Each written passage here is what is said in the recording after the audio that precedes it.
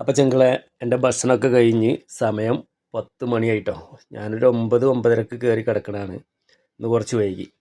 അപ്പോൾ ഞാൻ എൻ്റെ ഏറുമാടത്തേക്ക് പോവുകയാണ് കേട്ടോ. ഇതാണ് എൻ്റെ ഏറുമാടം. ഏറുമാടത്തിൻ്റെ മുകളിൽ കയറുന്നതിൻ്റെ മുന്നേ ആയിട്ട് കുറച്ച് കാര്യങ്ങളൊക്കെ ഞാൻ ചെയ്യുന്നുണ്ട്. ആദ്യം കുറച്ച് വെള്ളം എടുക്കണം.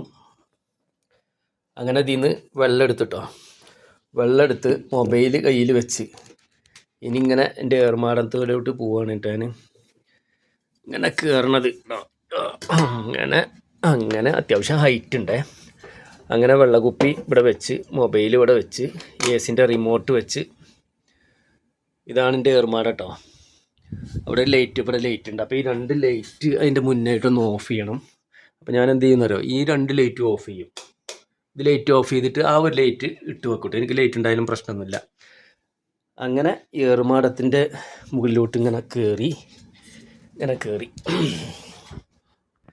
അപ്പോൾ ഞാൻ മുകളിലെത്തിയിട്ടുണ്ട്. അതാണ് എൻ്റെ തലയണ.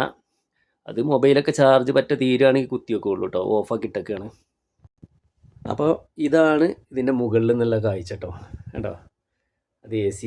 അവിടെ ഒരു ചൊറിമാന്തി, ഇത് ഞാൻ മാന്താനൊക്കെ ഇതൊക്കെ ഇവിടെ വെക്കലാണ്. അപ്പോൾ ഇത് ഞങ്ങൾ കിടക്കേണ്ട തലേൻ്റെ മുകളിലാണ് ഇട്ടത്. വെള്ളമുണ്ട്, ACൻ്റെ റിമോട്ട്, മൊബൈൽ. ഇതിൻ്റെ മുകളിൽ നിന്നുള്ളൊരു കാഴ്ചയുണ്ടത് കേട്ടോ. സെയിം ഏർമാടം.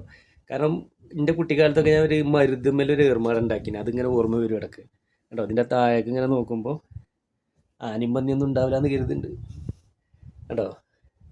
അതിൻ്റെ അലമാരിയാണ്. അതിൻ്റെ കിച്ചണാട്ടോ കാണുന്നത്. ഇങ്ങനെ അത്യാവശ്യം കുഴപ്പമില്ലാത്തൊരു ഹൈറ്റ് ഉണ്ട്. ഇതിൻ്റെ മുകളിൽ നിന്ന് നമ്മളിങ്ങനെ കിടന്നിട്ട് അങ്ങനെ സ്വപ്നങ്ങളൊക്കെ ഇങ്ങനെ കാണും. അതാണ്.